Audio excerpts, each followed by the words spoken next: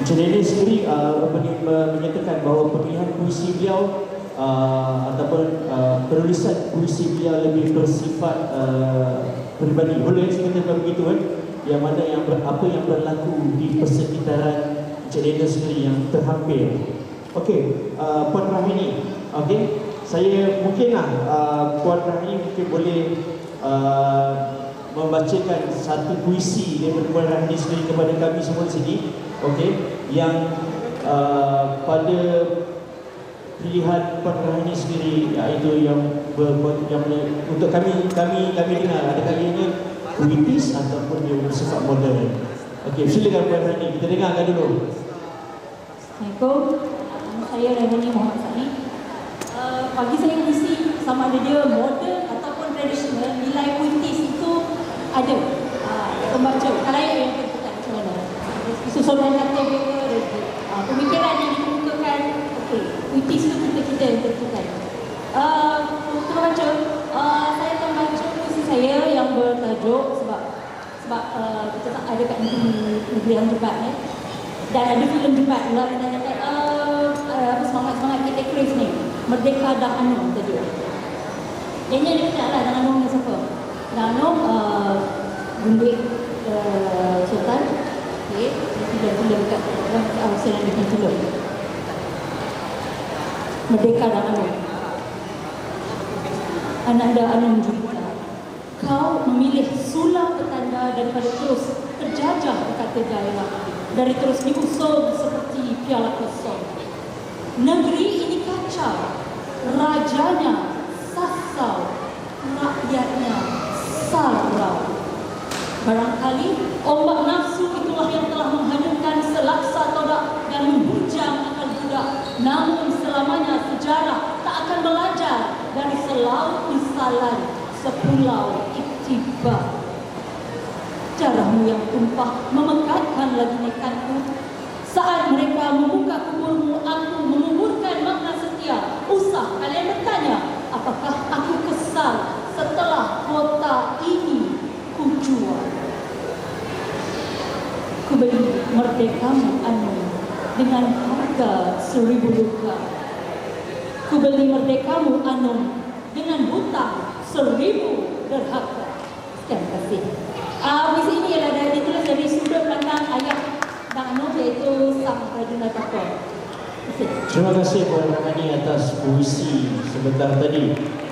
Dan kata merdeka, Merdeka dan Anum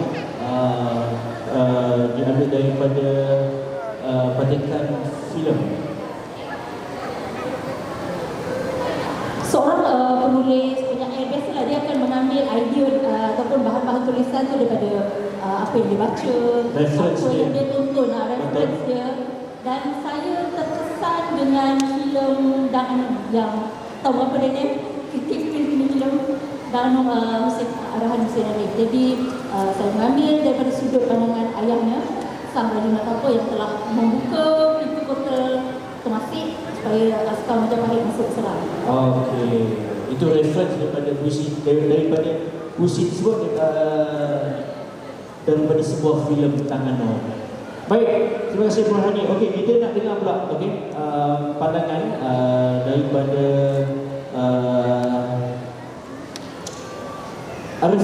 Arif Mustafa sendiri, okey, berkenaan puitis ataupun modern, dan mungkin Arif sendiri boleh sampaikan satu puisi yang berbentuk modern yang mungkin untuk menjadi kami punya reference perbezaan antara puitis dan modern.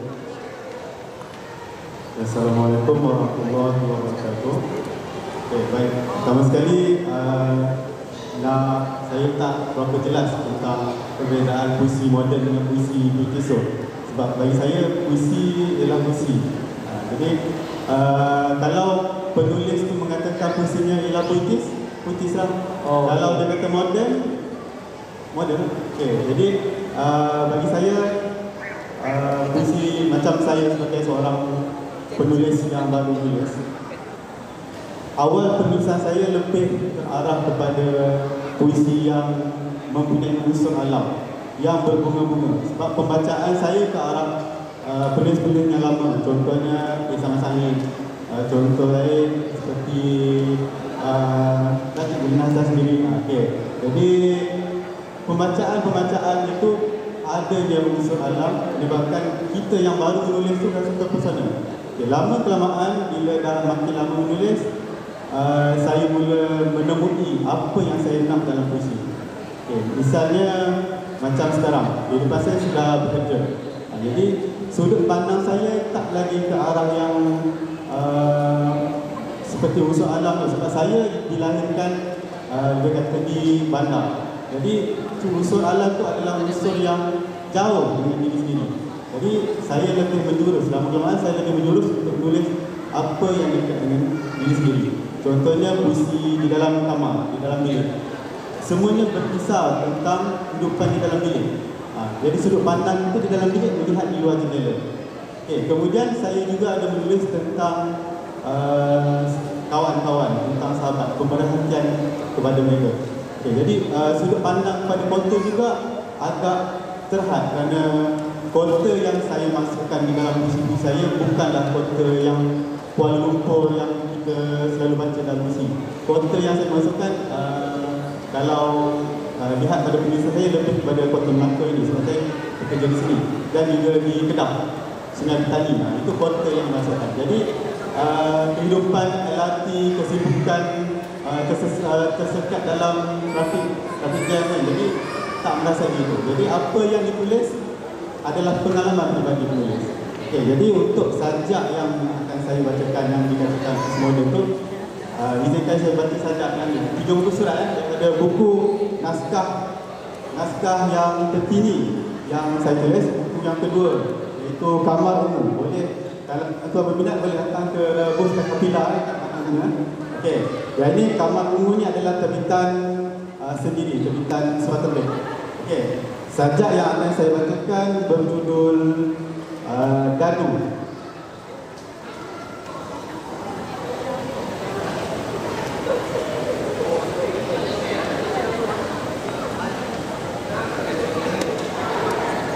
Entah siapa menghadiahiku sebutir dadu lewat kiriman pos pada suatu hari sewaktu aku bersiap memasuki keranda.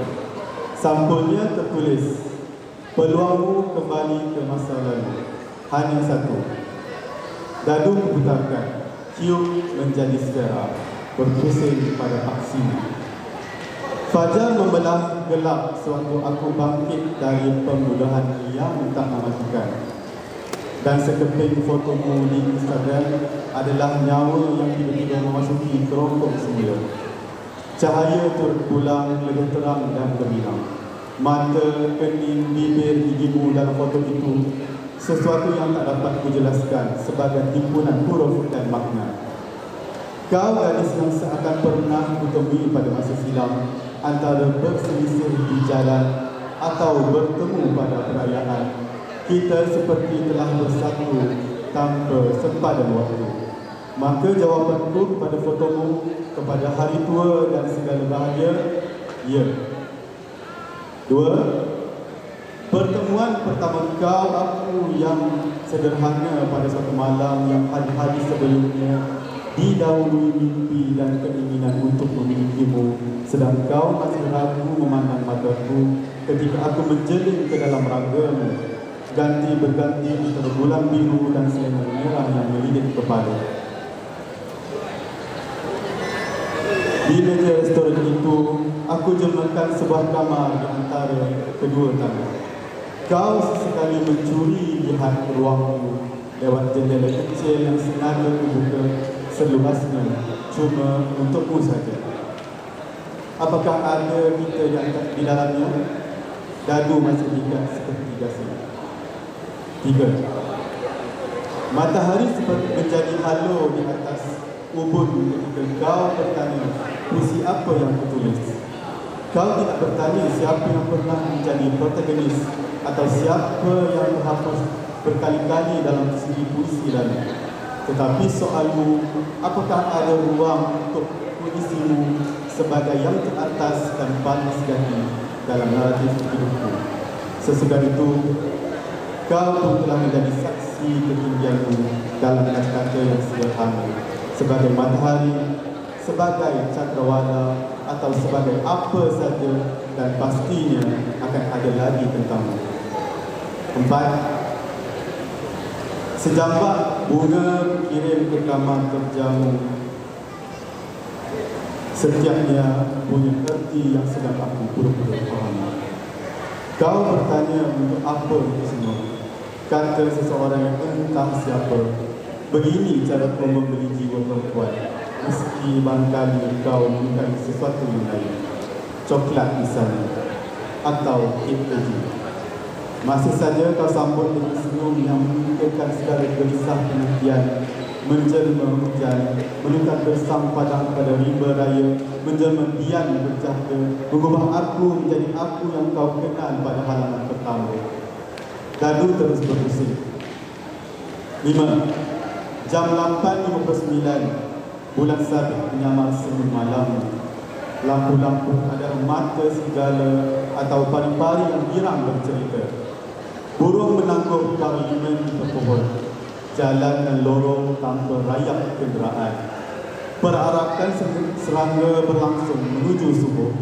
Di kamar tamu, sofa, TV, meja, lampu, semua menahan nafas, menunggu saatnya untuk kejutan hari lahirmu, kek dan bungkusan hadiah. Aku menanti dengan lebah, dan kau curi-curi membetulkan selendangmu di cermin. Menjelang 9 malam, lilin terlupa mengalihkan ketika kau sudah di ruang tamu. 6. Matahari dan bulan, tubuh dan bayang-bayang, kau dan aku, segalanya seakan menyamar lanskap kaku di dinding mana. Waktu sedang berhenti pada kali akhir kau lihat wajahku. Tetapi nanti dulu, bukankah kena memberi peluang putaran dadu sekali lagi? Di hadapanku, dadu belum lelah menari. Kemungkinan meniti di atas papan menanti pecahan paradoks dan keinginan baru. Saat itu, kita bakal abadi dengan cara berbeza. Dan dadu. Terima kasih kepada Mustafa atas kesudian beliau untuk membaca sendiri tulisan beliau sebentar tadi. Baik, rata-rata saya boleh katakan dia punya pilihan perkataan itu tidak terlalu berunsur ke alam seperti yang Arif maklumkan tadi. Okey, melihat kepada persekitaran yang paling hampir dalam diri Arif sendiri. So, pemilihan kata-kata itu berunsur kepada apa yang Arif bagi tahu sebentar tadi, betul kan? Alright, ini macam yang cakap tadi, dia pun antara sama seperti Arif juga penghasilan puisi yang rapat dengan diri ataupun yang lebih bersifat peribadi, betul kan? Mungkin dia boleh kongsi dengan kami tentang sajak you atau puisi you. Satu yang akan saya baca ni, mungkin saya akan bacakan dua. Saya kebanyakannya pendek-pendek. Pertama ni bertajuk perayaan korban.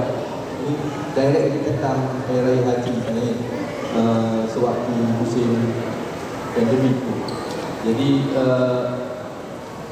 sebab kan kita duduk kat rumah tak boleh buat apa, jadi saya bayangkan perasaan seperti itulah. Jadi cahaya memancar dari air sapi menerangi perut orang-orang lapar. Syukur berebut-rebut keluar dari mulut. Doa berlipat-lipat dalam saku pendosa. Kota suci sedang dikepung wabak. Menara azan melaungkan sunyi. Gema dari gua melambung gelombang, menghantar memori tentang wahyu. Isyarat agama berdiri dari tiang sepi. Sekarang masa senipis kertas. Hari menjejil mata kepada bulan, mengirim lupa ke dalam fikiran, mengejutkan sahabat di dalam gua, tergesa-gesa mematikan penggerak untuk bangun dan dunia belum lagi kiamat. Tiga lagi, satu lagi bulan Juni. Bulan Juni berkaitan dengan hari kelahiran saya di bulan Juni. Juni jadi bulan paling kejam, rahim ibu pintu kesaksian. Takbir dan tamisan berselisih, bertembung di gegendam. Tuhan mengisi dakwat dalam pena, malaikat di bahu mula bekerja. Takdir dari sehelai daun dicari turun dari sebuah pohon. Alam menyeringai tentang nasib. Mulut sekecil usia meminta diajarkan alif.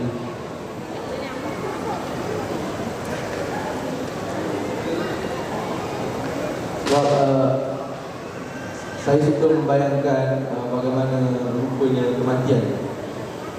Dan kebanyakan saja dalam buku Mantap Ceroboh boleh dapat didapati pula kebanyakannya adalah tentang perasaan sendiri. Dan satu ni adalah berjudul Masakan Ibu. Ketika takdir mengetuk pintu, ibu sedang menahan api di dapur.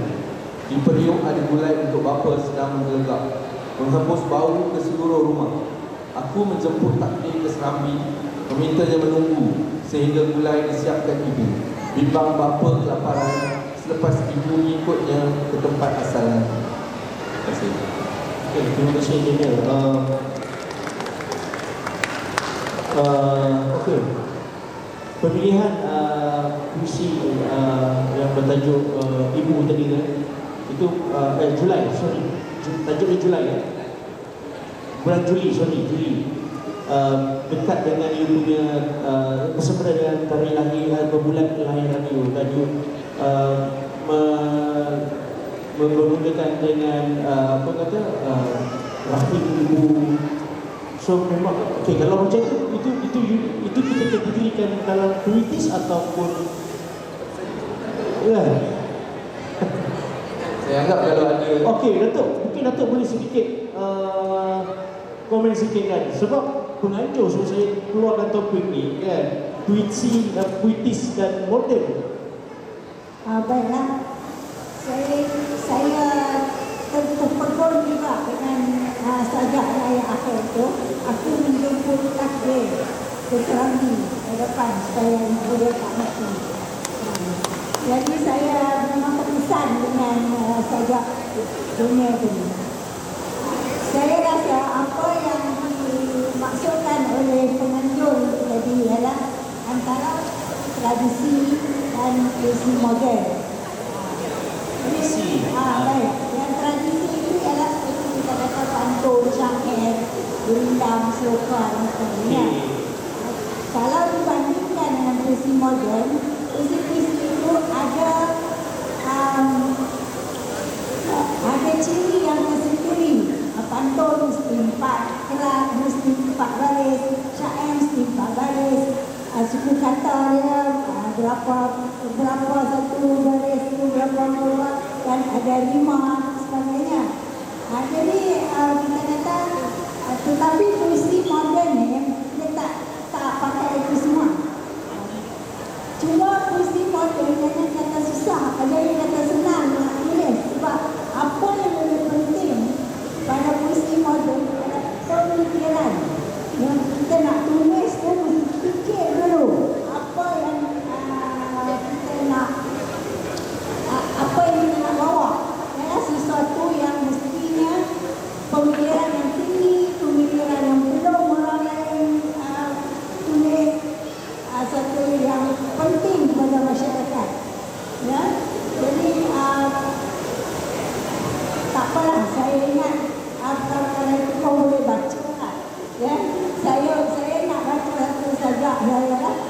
Silakan Datuk. Sebelum tu saya baca syair ya, supaya dapat dibandingkan. Syair ini tentang kemerdekaan negara.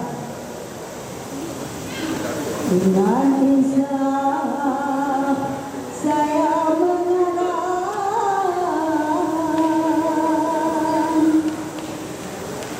rasa sedih bila dikenang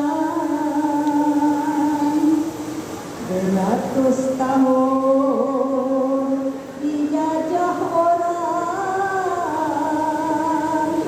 kerana sengketa pedoman bilang. Itu tentang bangsa kita, dan bangsa kita sedang menghadapi ini dekat-dekat nak pilihan raya ni.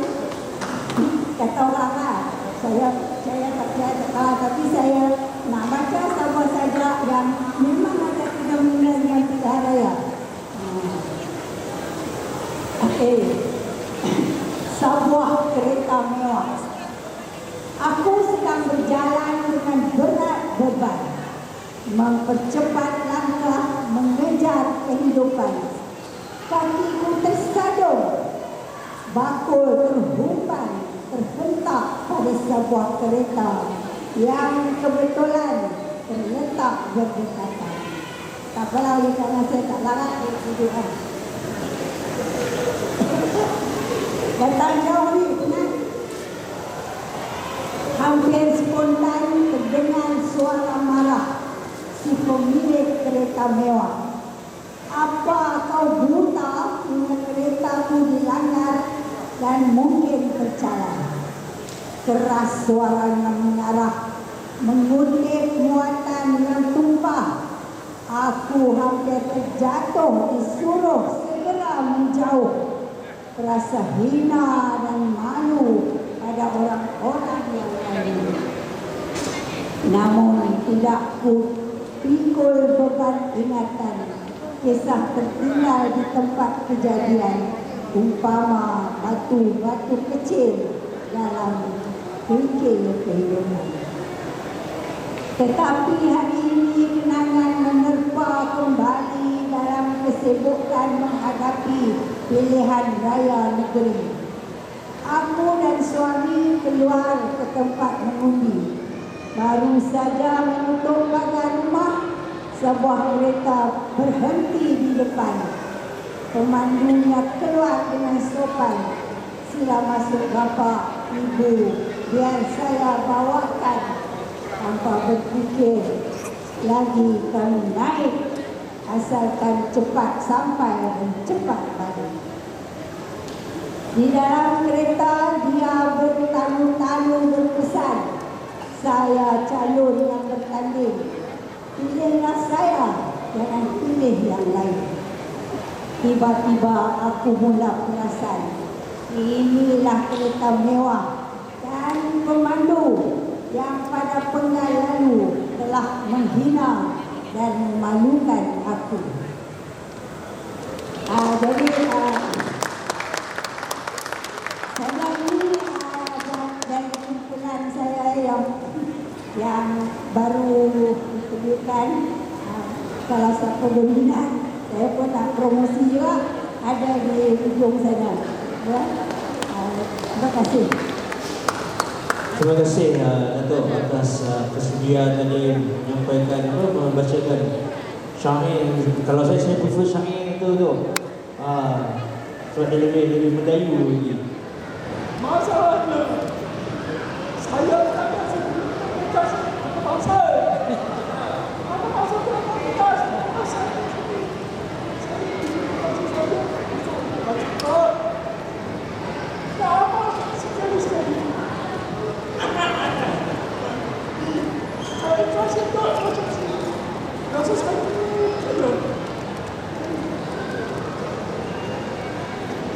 Dan saya asal ini mula-mula saja belajar saya semua sebelah itu. Kami sebanyak-banyak kalau tidak sama saya asal saya bukan saya macam juga baca yang baik yang tadi itu Allah dan sekarang kami membaca saja dulu masa belajar saya kasar berbicara kampung ada saja berbicara kampung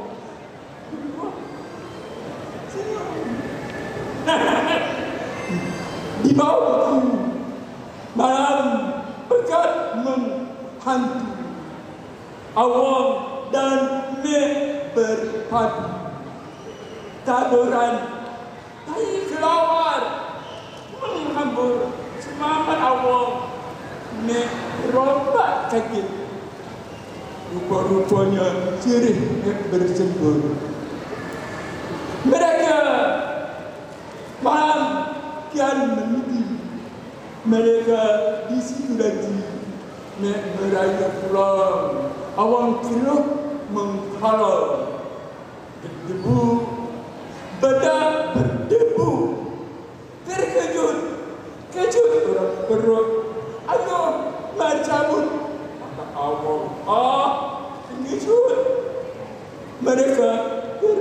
bergelut. Tidak sedar lagi, terasa telinga awal sejuk, bak belakang, pisau, keras dipegang, terlompat, terkangkang, rupanya moncong senapa. Ayah nenek datang. Mereka cabut letang buka. Macam buka tak?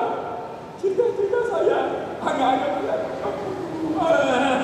Itu saya belajar dari saya. Itu macam mana lah.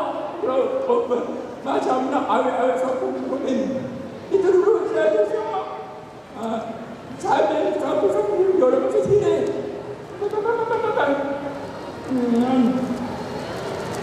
Tadi boleh fahamkan. Okey. Lepas itu, bila sudah pandai tulis saya, ada tulis pasal Mat Jinin. Sudah. Ini serius. Saya lagi tekan kecil, tekan banyak menurut saya, tekan sekarang. Nanti lepas ke atas sikit. Ya. Apa? Mat Jinin mana tadi? Tadi ada sini. Angan-angan Mat Jinin. Seperti Mat Jinin.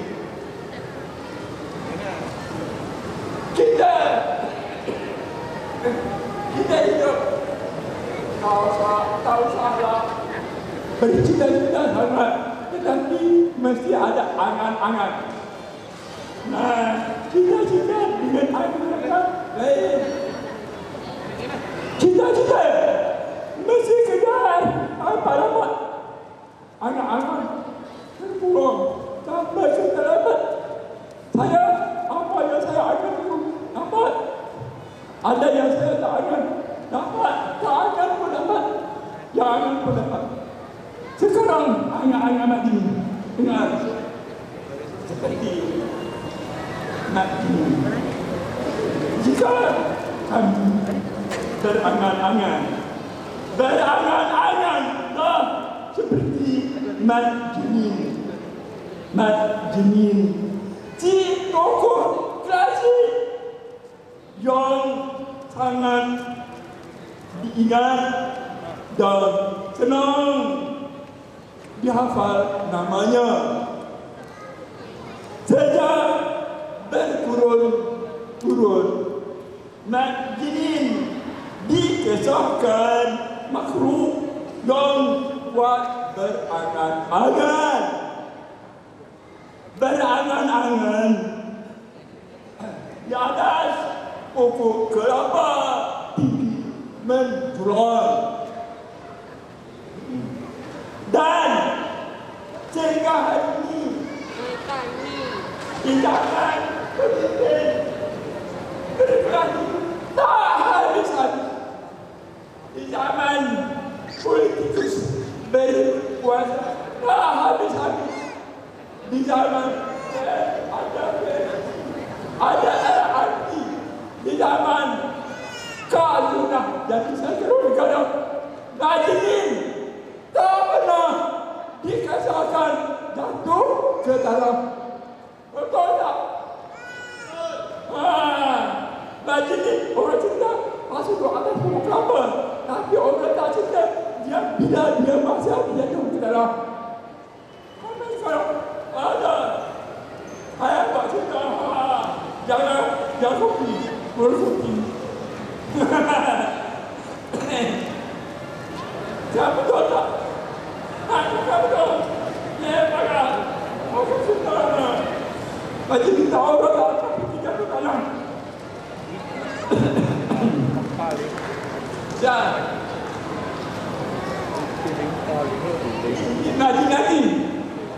Nak jadi lagi. Pasal apa gaduh? Ada satu saja. Saya tidak bisa lepas gaduh. Tak apa, cepat sampai ini. Naik bukit, turun bukit. Naik bukit, turun bukit. Segala gunung karang, rimba raya diredam. Maka sampailah Pak Hadir. Alamak, ni pasal Pak Hadir. Bukan pasal ini. Ni pasal Pak Hadir. Pulang. Naik bukit, turun bukit. Naik bukit, turun bukit. Segala gunung karang, segala rimba raya diredam. Maka sampailah Pak Hadir di pinggir sebuah pelabuhan di sebuah negara bernama Kuantan.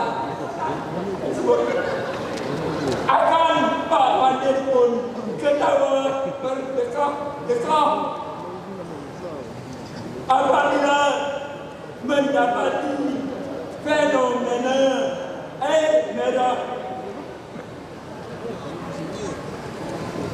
berpusat dari ludahan air sirip di samping tumpahan serbuk kali buatan bongkar dari negeri ayah kami. Ketawa Pak Hadir lebih berdekap-dekap apabila dia dapat ramai orang mampus, ramai yang mampus ialah ikan dan ikan manusia. Boleh faham tak? Ini pasal ikan. Tak ada lah. Siapa dia? Boleh buat cerita. Ambil aja cerita lama-lama. Jadi cerita. Sekarang Pak Amor cerita. Pulang balik ke MC. Terima kasih, Organ. Okey. Tu ada kalau kita nak kupas satu-satu puisi itu, saya ingat memang tak cukup masa untuk kita ni sebab kita ada acara lain juga sepanjang hari ini. Jadi sekali lagi mewakili penganjur Raja Pesta Buku Melaka 2022 mengucapkan terima kasih kepada semua barisan panel puisi kita pada hari ini yang sporting. Okey, untuk datang untuk menjayakan bacaan puisi kita pada hari ini. Begitu juga kepada semua pengunjung-pengunjung, penonton-penonton yang setia daripada mula sehingga ke akhir untuk slot puisi ini. Terima kasih banyak-banyak dan kita akan berjumpa lagi sebentar saja lagi. Baik, terima kasih.